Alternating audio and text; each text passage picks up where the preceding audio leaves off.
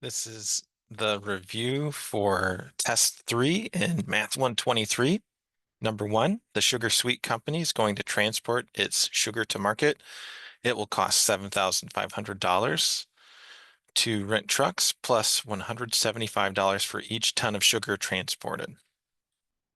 The total cost C in dollars for transporting in tons is given by the following. C equals 175 in plus 7,500. And then just note that the C is dollars, N is the number of tons. Okay, so part A, if the total cost is $11,350, how many tons is the company transporting? So I see money here, so they're giving us that C is 11,350. Then we can set that equal to the 175 in plus 7,500, since that's also equal to C. And then we can solve for N. To solve for N, we subtract the 7,500 from each side. So then we have 175 N is 3,080. Then we can divide both sides by 175. And then we get N is equal to 22. So that's 22 tons. Okay. What is the cost of transporting 15 tons? So here they're telling us 15 tons and they're asking what is the total cost? So they're telling us N is equal to 15 and then C is what we're trying to find. So then C is going to be equal to 175 times 15 plus 7,500.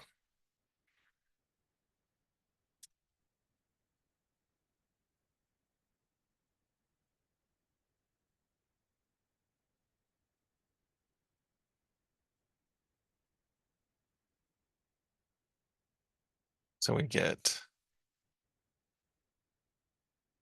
2,625 plus 7,500. And then $10,125. And that's our final answer. Okay, number 2. So Anne got a prepaid debit card with $25 on it.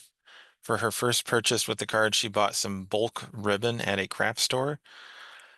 The price of the ribbon was 22 cents per yard. If after that purchase there was $19.28 left on the card, how many yards of ribbon did Anne buy?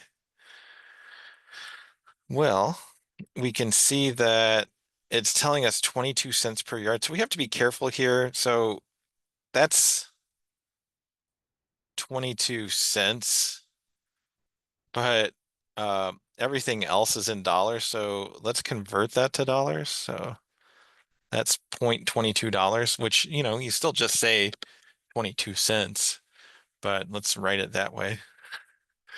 Uh, so we don't have to think too hard about the rest of the stuff. Uh, they're asking how many yards. Whatever letter you want to use for that, we could say X is yards, and uh, what we're doing is we're going to take this 22 cents times our unknown number of yards. We can add the amount of money that's left on the card to that, and then that should all add up to the total amount of money that was on the card originally, the $25. So then I can subtract the $19.28 from each side.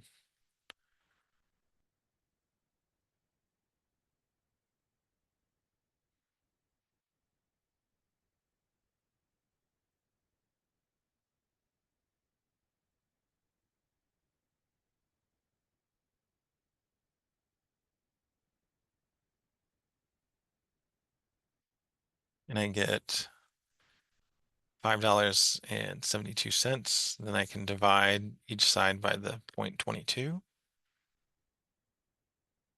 So then I get X is equal to 26, and that's 26 yards. Okay. Owners of a recreation area are filling a small pond with water. They are adding water at a rate of 32 liters per minute. There are 500 liters in the pond to start. Let W represent the amount of water in the pond in liters, and let T represent the total number of minutes that water has been added. Write an equation relating W to T, then use this equation to find the total amount of water after 17 minutes. Okay.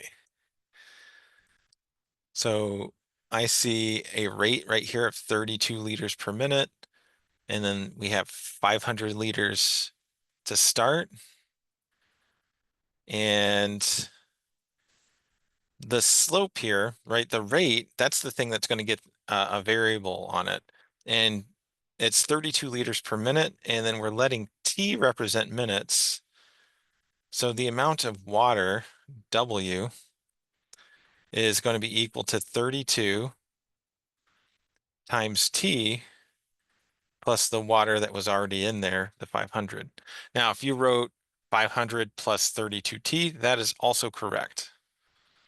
This is the equation that we want for the first part of the answer. So there's our equation relating W to T. And then it says water after 17 minutes. Well, we know that T is representing minutes. So they're telling us now that T is 17. And then W is going to be 32 times 17 plus 500.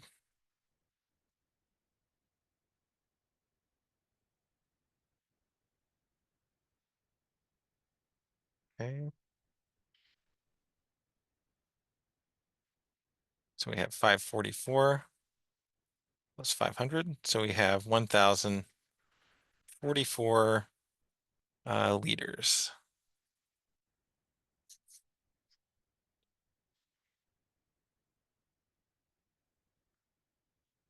Scientists are studying the temperature on a distant planet. Let Y represent the temperature in Celsius. Let X represent the height above the surface in kilometers.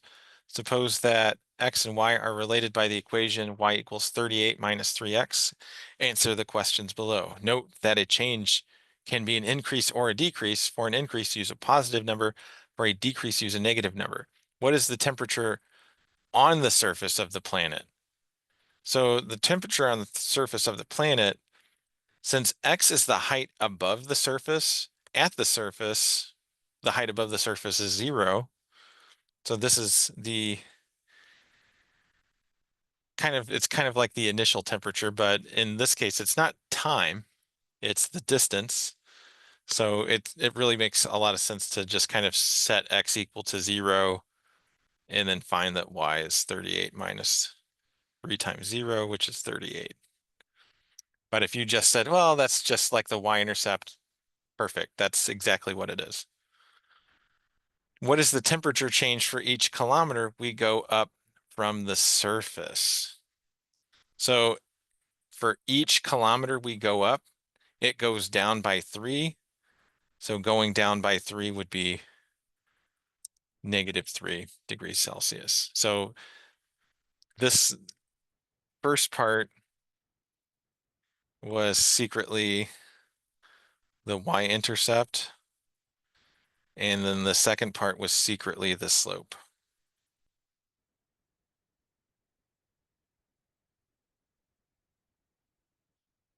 Hey, number 5, the sugar sweet company needs to transport sugar to market. The graph below shows the transporting cost in dollars versus the weight of the sugar being transported in tons. Use the graph to answer the question. So the questions are, what is the slope of the line? And then how much does the cost increase for each ton of sugar being transported? So in this case, the slope you can find just from the picture. So if we look from 0 to 1, so from here to here, we can see it goes up by this much. Or if you want, you can mark off points, whichever works for you. So you can see that this point is 0, 350. This point is 1, 875. So you can use that slope formula if you want. But the way that this is set up, you could actually just find the difference in the y values and you're good to go. Like the answer is 125. Spoiler alert. But if you want to find any 2 points on this line and check, you can.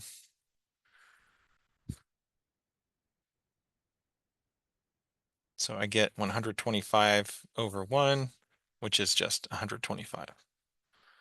So then to answer the first question, the slope of the line is 125. How much does the cost increase for each ton of sugar being transported? They're just asking for the slope again, so the answer is also 125. Now, technically, like the first answer, it's 125 like dollars per ton. And then the second answer is like $125. I'm not going to be a stickler on those units, okay? As long as they're not silly units. So if you're worried, just put the numbers down. I'm fine if you just figure out, oh, the slope is 125. The increase in cost for each ton. So look for those keywords. That's just letting you know that they're asking for the slope again. Now there are questions that ask for the slope and the y-intercept like that last one. So, be careful. Don't just assume that you're always going to see a question where it asks for slope twice. I just want you to be aware that they exist. Okay. Find the slope of the line passing through the points, -9, -3, and 7, -7. So what's helpful on these is just labeling these because we're about to just use that formula. So I have my slope formula given 2 points is y2 minus y1 over x2 minus x1. So then I can take -7 minus -3 over 7 minus -9. Okay, when you subtract a negative, it turns into addition. So up top, I have -4. On the bottom, I have 16. So that can simplify to 1/4. So I have a slope of -1/4.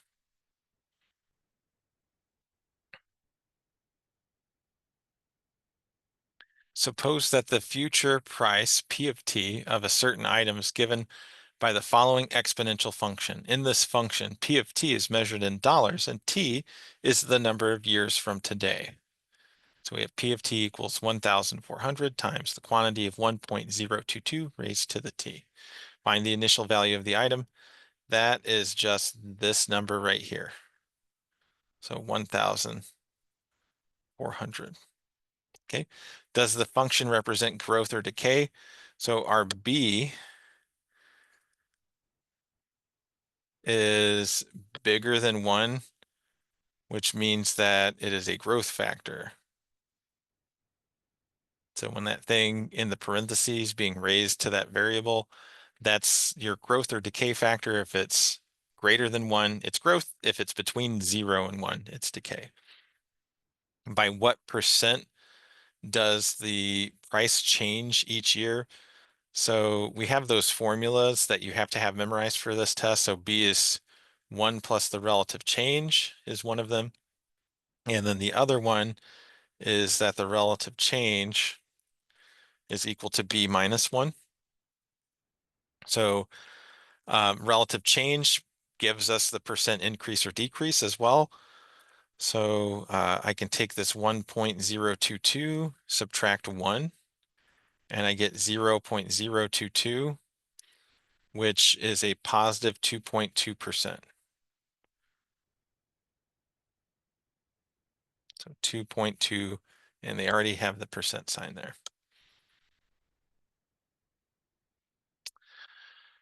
There was a sample of 750 milligrams of radioactive substance to start a study.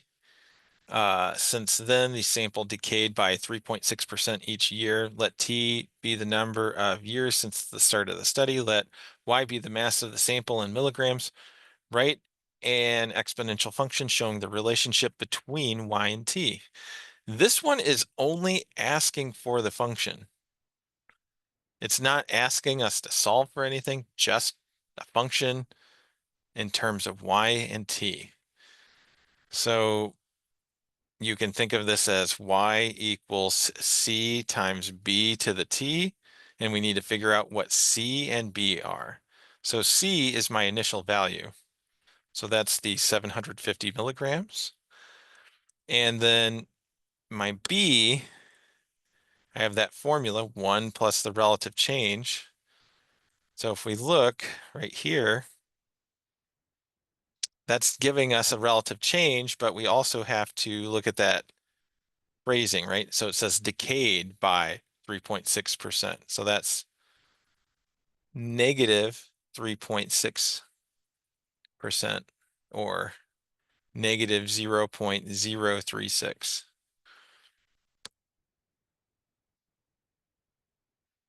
So I have 1 plus negative 0.036. So I have 0. So that's, you could just write that as a subtraction if you want. So 0.964. Okay, so there's B.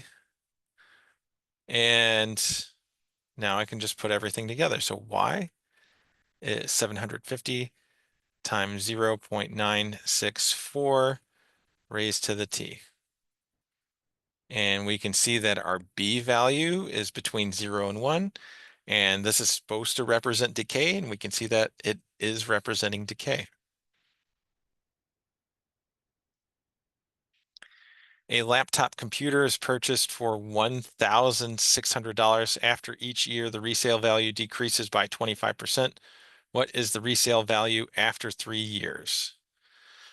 Okay, so we see this phrase decreases by 25%. So my relative change is negative 25% or negative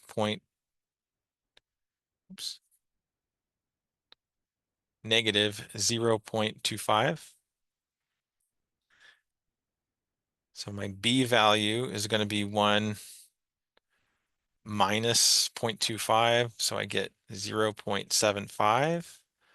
My initial value is the value when it was purchased, so the $1,600. So now my function, so Y is 1,600 times 0.75 to the T. And then we want to find the value after 3 years. So Y is 1,600 times 0.75 to the 3. And in class on Wednesday, I did mention that, and I demonstrated that you could do this without using the exponential stuff, but it definitely looks longer and more tedious. So I end up with $675 for the value after 3 years. Okay, number 10, the scatter plot shows the years of experience and the amount charged per hour by each of 24 dog sitters in California. Also shown is the line of best fit for the data. Okay. Fill in the blanks. For these 24 dog sitters, as experience increases, the amount charged tends to, well, we can see that it's positively uh, correlated, so then that's an increase. For these 24 dog sitters, there's a blank correlation between experience and amount charged, so we would say that's a positive correlation. Okay. Using the line of best fit, we would predict that a dog sitter with 7 years of experience would charge approximately what? So years of experience, so there's the 7. So now I'm looking and I'm going up to the line here. And we can see that it's somewhere between 14 and 15. Uh, so I would say that approximately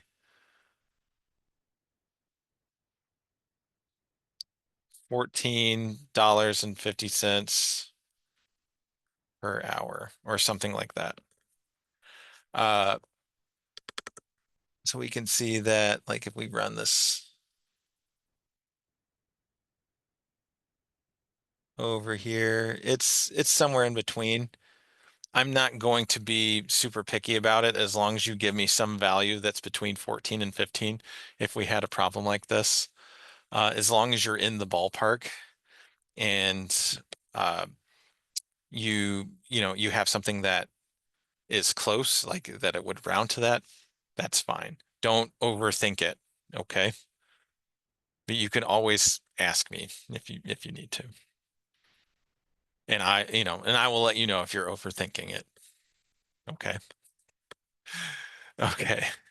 Uh, to go on a summer trip, Hans borrowed $200. He makes no payments until the end of 6 years when he pays off the entire loan. The lender charges simple interest at an annual rate of 5%. How much total interest will Hans have to pay? Okay, so we're looking for some key words here. So I see simple interest. And what are they asking for in this first one? How much total interest? They're just asking for the interest. And if it's simple interest, then we're just using I equals PRT. Okay, so what do we plug in there?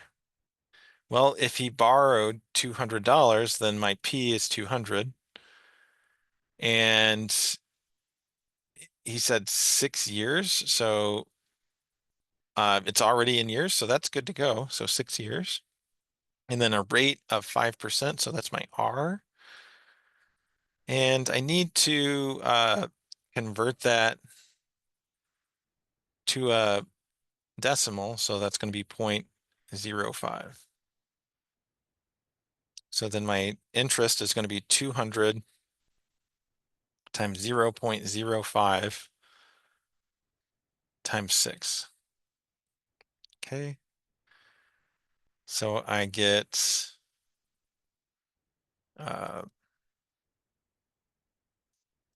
I'm going to say $60.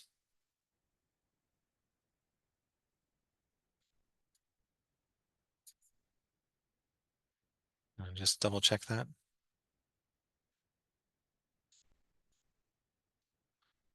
So then, yeah, $60. Okay. Uh, what will the total repayment amount be, including interest? So I just take, there's a formula for this. It's A equals P plus I. But hopefully it feels kind of commonsensical. So I just add the original amount borrowed and the interest up, and I get $260.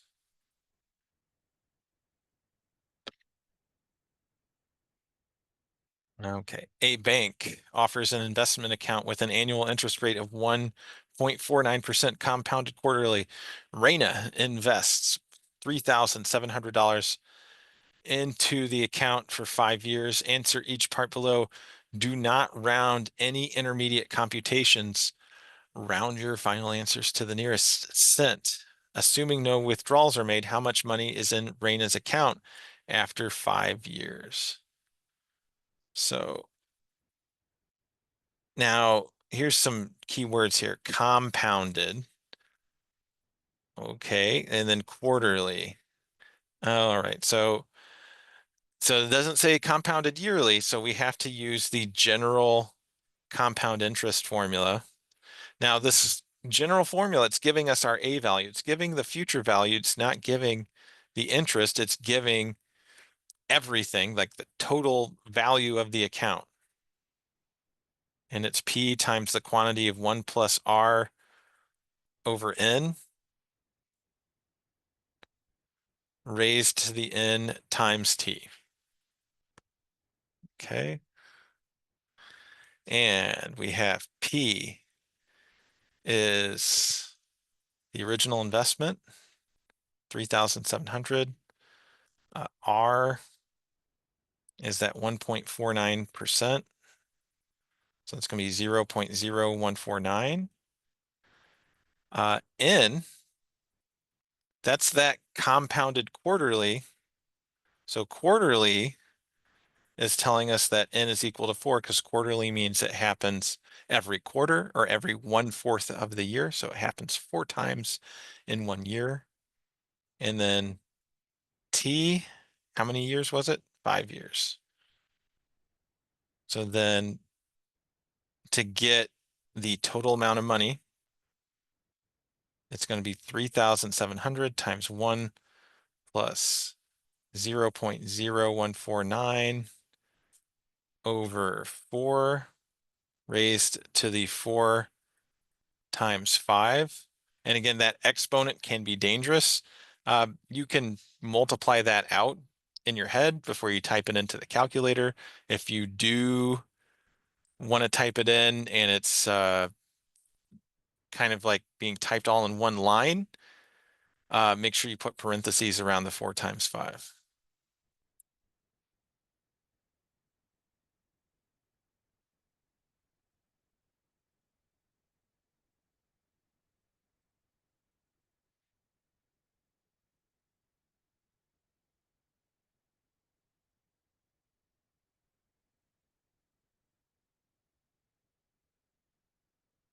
Okay, and I end up with approximately $3,985.63. Okay, how much interest was earned? So my interest, you just take the future amount minus the principal. So I'm taking the 3,985.63 and I'm subtracting the 3,700. So I get $285.63. Okay. To pay for a $23,700 truck, DeAndre made a down payment of $3,600 and took out a loan for the rest. On the loan, he paid monthly payments of $361.18 for 5 years. What is the total amount DeAndre ended up paying for the truck, including the down payment and monthly payments? Right there in the parentheses, that just tells you exactly what you need to do. So the down payment. So what we're actually finding is called the total installment price, but all I'm doing is I'm taking that down payment plus all of the monthly payments. So that's 361.18 times 5 years times 12 months in a year. So he's making a total of 60 payments. So each one of those 60 payments is that $361.18. So we're just adding all of those up the fast way by just multiplying.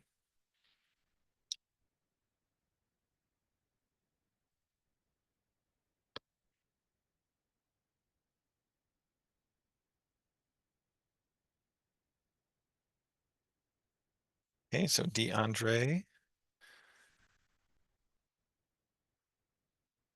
ends up paying $25,270.80.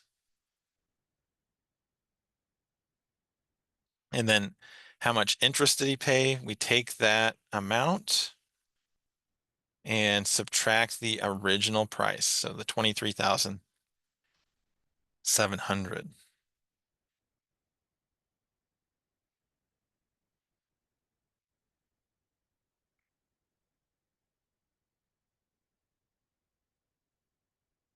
So I get $1,570.80.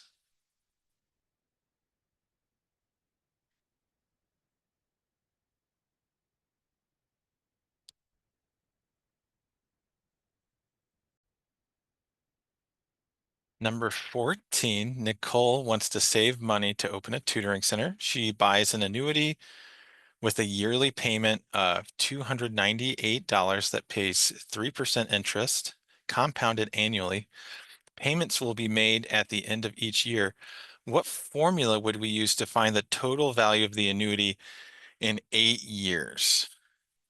Okay. So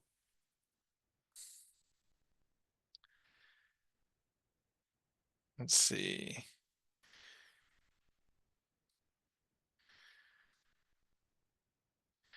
So this is a savings account, basically. So it's an investment account. And she's putting in $298 per year. And it's being compounded annually. So you can think of that kind of like it's, n equals 1. But for this one, the only formula that we have that can compute this that you've been instructed to use is the Excel formula equals FV. So the formula that we use is equals FV. We take the 3%, and since it's annual, you can either do nothing there or put divided by 1. So I'm going to do nothing there because it's unnecessary. And then in 8 years, so she's paying in 8 times. So 8 times 1 is 8. So you can just put 8 there. And then she's putting in $298 per year. So this is the formula. So this one's a little bit different in that a lot of these we don't see like an n equals 1 situation, but 3% divided by 1 is 3%. 8 times 1 is 8. So you don't really need to put the divided by 1 or the times 1, but if you kind of want to see it in a similar format to what we do with everything else, you can think of it this way. So 3% divided by 1, 8 times 1 payment per year. So this is also correct. Okay. If the total value of the annuity after 8 years is $2,649.92, how much interest was earned on the annuity? So now they're telling us what the value is. That's the output of the FV function. Okay. So the output's right there. Okay. Since you don't have access to Excel on the test, we're just giving you the output.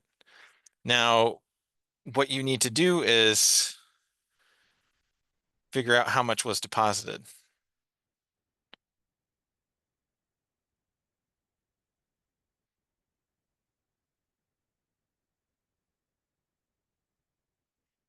So we put in $298 8 times. So we need to multiply that out.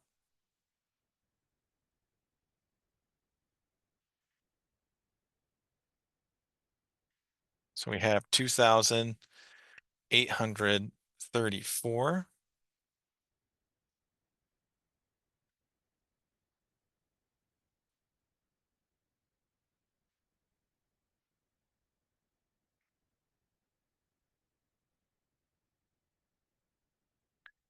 And then we want to take the final value of the account and subtract how much we deposited. And then that will tell us how much interest was earned. So I'm getting $265.92 in interest. Okay, number 15. Stay. All right. Number 15. To help pay for culinary school, Deshaun borrowed money from a bank. He took out a personal amortized loan for $52,000 at an interest rate of 5.55% with monthly payments for a term of 10 years. What formula would we use to find Deshaun's monthly payment? So he's borrowing this month, this much, and we see monthly payments, a term of 10 years. Now, the only formula we've given you for calculating a monthly payment is the Excel formula. So it's going to be equals PMT. And then we can just put the 5.55% as is. Don't forget the percent symbol. Divided by 12 because it's 12 payments per year. Next, it's for 10 years, but we have to put the number of payments there. So 10 years times 12 payments per year, that's going to be 120 payments. If you put 120 there, that's not wrong. I'll still count it correct. And then how much is he borrowing? He's borrowing $52,000. Okay. Do not put a comma or it's wrong. Okay. No comma there. If you put a comma there, Excel will give you an incorrect output. Okay. Another kind of contextual clue is that right on the next part, they just tell you what the answer is. It's $565.63. That's what the output from Excel would be for that. Okay. So if his monthly payment is that, find the total amount to repay the loan. So the amount to repay is the monthly payment. Well, how many monthly payments is that? Well, he's doing it 12 times a year for 10 years, or he's doing it for 10 years times 12, whichever. So 10 times 12, 12 times 10. I meant to write 10 times 12 to make it look like the formula up there, and then I forgot. Or I just got ahead of myself. One of those.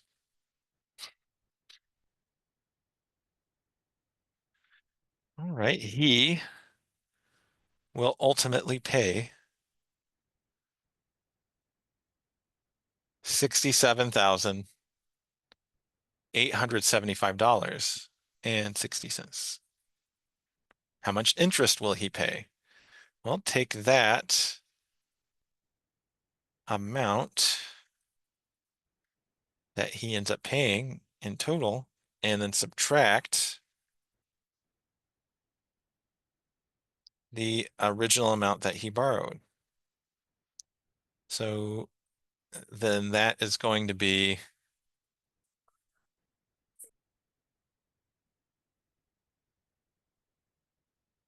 we get $15,875.60.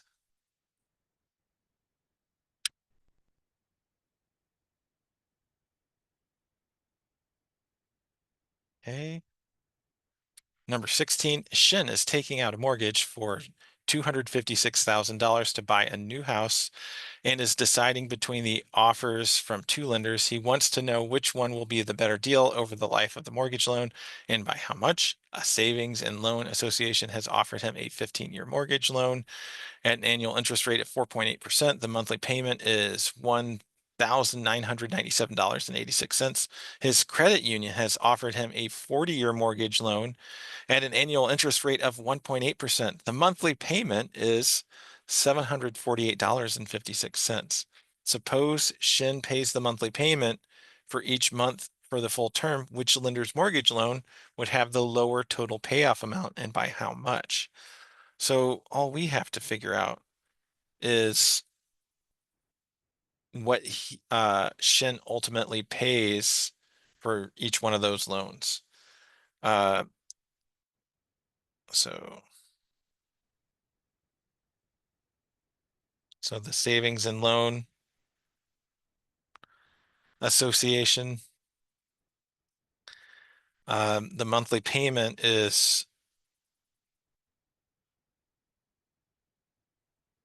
$1,997.86, and that's for 15 years. And each year is going to be 12 months, so it's going to be 15 times 12 payments. Okay. Now, we had a similar example to this in class, and we also had to use Excel to calculate what the monthly payments were. But in this one, they're just handed to you since you will not have Excel on the test.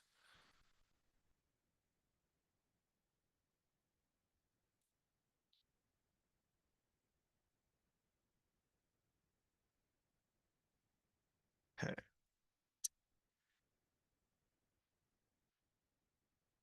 So Shin pays $359,614.80. And then for the credit union,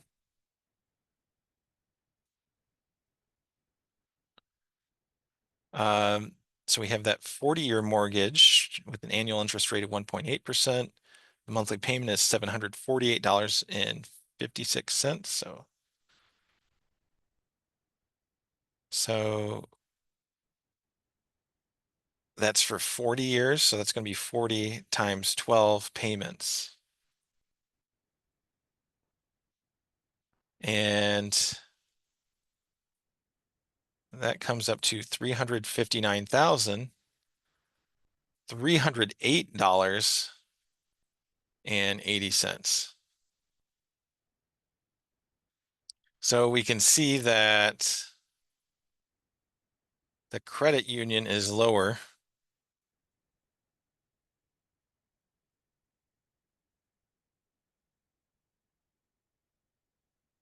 And with this one, it's just subtraction. So you can subtract them either way, and it's fine.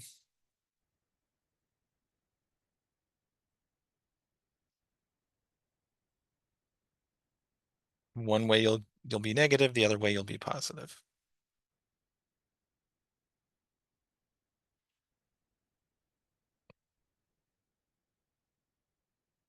So we get negative $306.00. Okay, so we want to state that Shin's credit union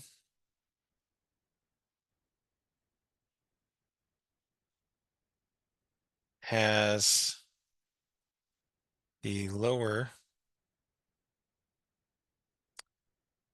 total payoff amount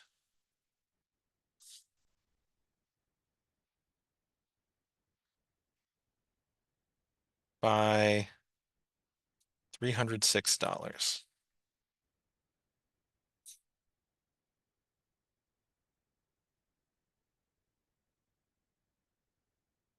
Okay.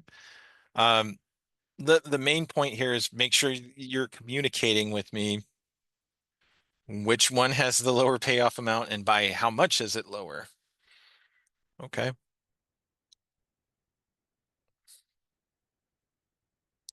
All right. The table below shows a summary of Karen's credit card statement for the month of February.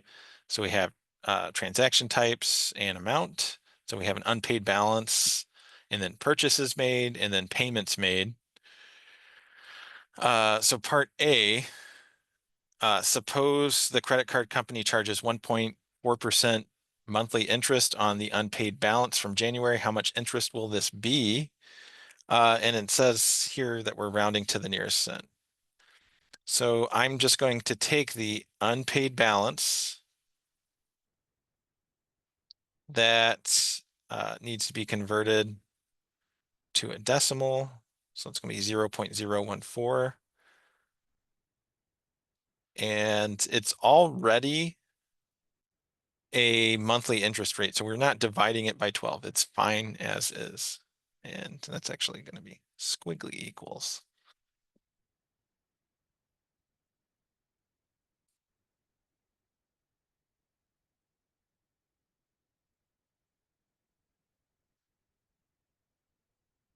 So I get $39.23.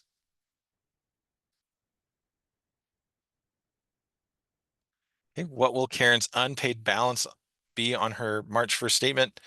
Assume that the balance will include the interest from Part A, but will not include any interest on her February balance yet. So just like when it ticks over, what's it at? So I'm just going to take the previous balance and add the purchases. I'm going to subtract the payments. And I'm going to add the interest.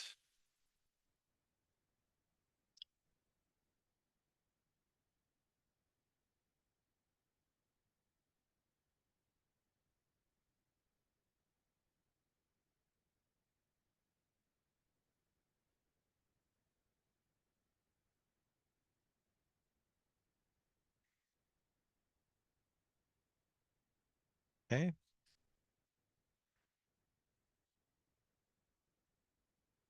And I got $2,995.56.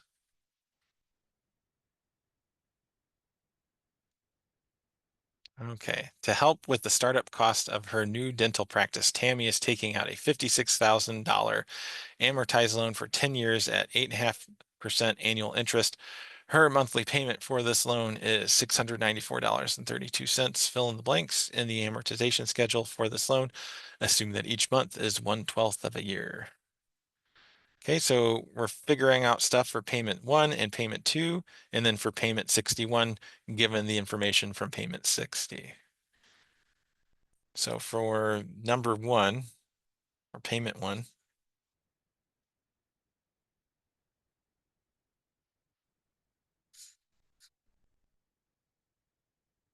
so she's borrowing 56,000. So I'm using I equals PRT, where my P is that 56,000. My R is the 8.5%, but we need to get that as a decimal, so it's going to be 0.085. And my T is going to be 1/12. So I have 56,000 times 0.085 divided by 12, or you could put times 1/12, whichever. So like here's what I'm saying. So you can have this times 1/12, or you could, this is what I'm actually going to type into my calculator. Full disclosure, because I don't want to type a bunch of stuff.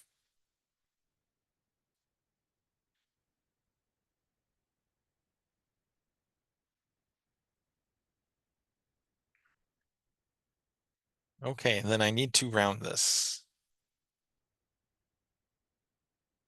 So this is approximately $396.67.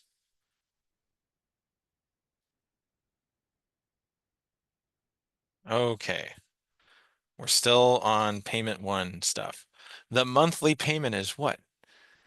It's $694.32. So now this is for the principal payment or the payment on principal, whichever. So I take my monthly payment, which was $694.32,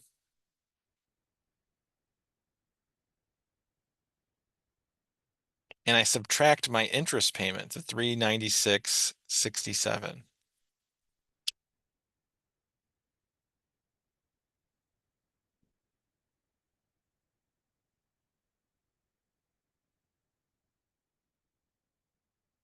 And I get $297.65.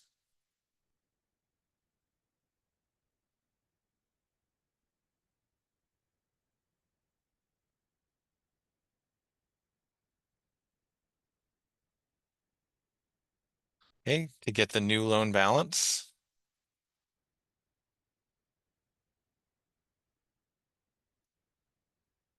These are not official. Like I feel like we change what that says up there ever so slightly each time. I'm going to take the principal. So for the first payment, uh, minus the payment on the principal or the principal payment. So minus the 297.65.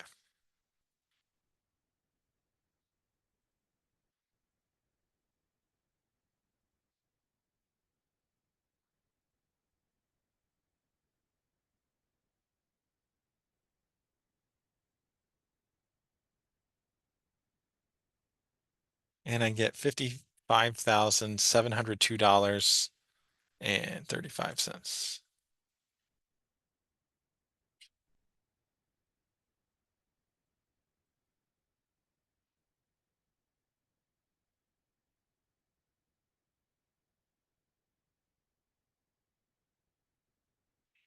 Okay, payment two.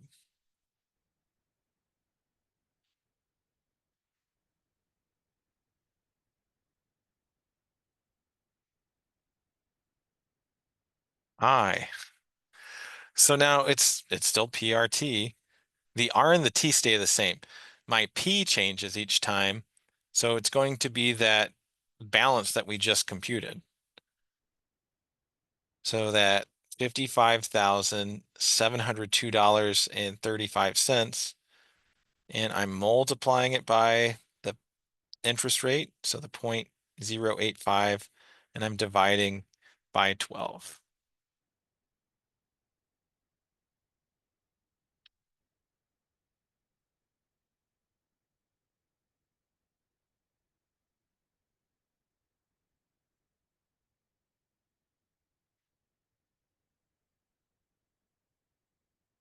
So I get approximately $394.56.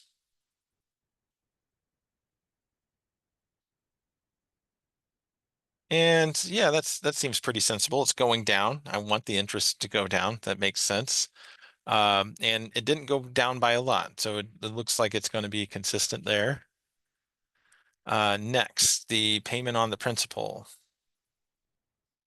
So I take that same $694.32, and now this time I'm subtracting $394.56.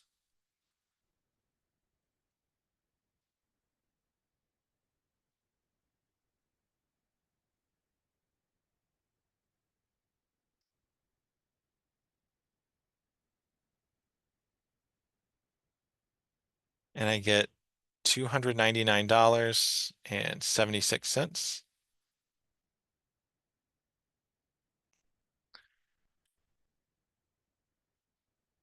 Now, technically, I don't have anything to do for this one here. It's already there.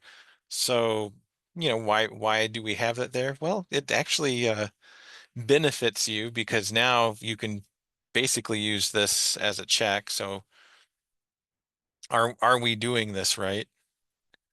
So that new loan balance is going to be $55,702.35 minus the $299.76.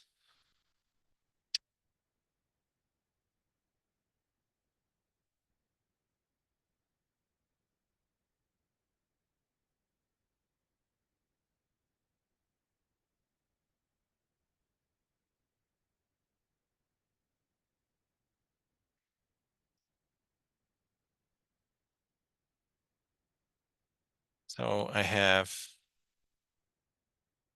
$55,402.59. How about that? Look at that. That matches. That's so reassuring. So it served its purpose. I'm reassured. Okay, payment 61.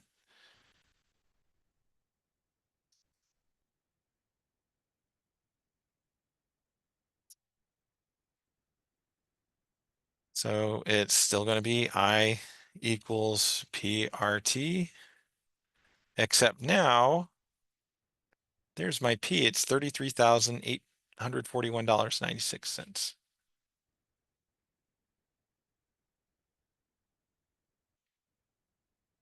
841.96.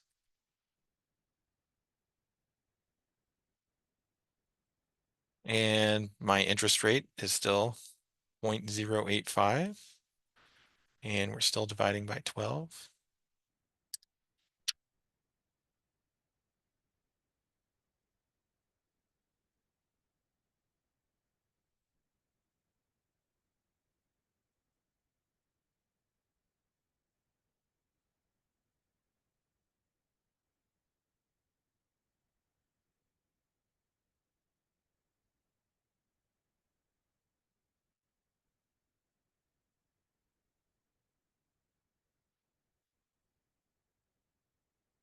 Okay, so I'm getting approximately $239.71. And then for the principal payment, it's still 694.32, and then we're subtracting the interest, 239.71, and we get $454.61. And then I'm going to compute the new loan balance. So then I have the $33,841.96. And we subtract the $454.61. And I get $33,387.35. And let's go ahead and fill those in. So 239.71, 454.61, and then $33,387.35.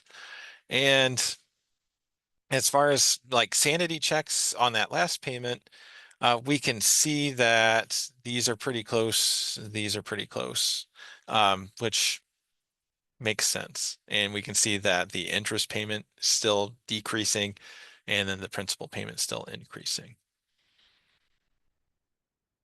All right, that's it. Good luck on test 3.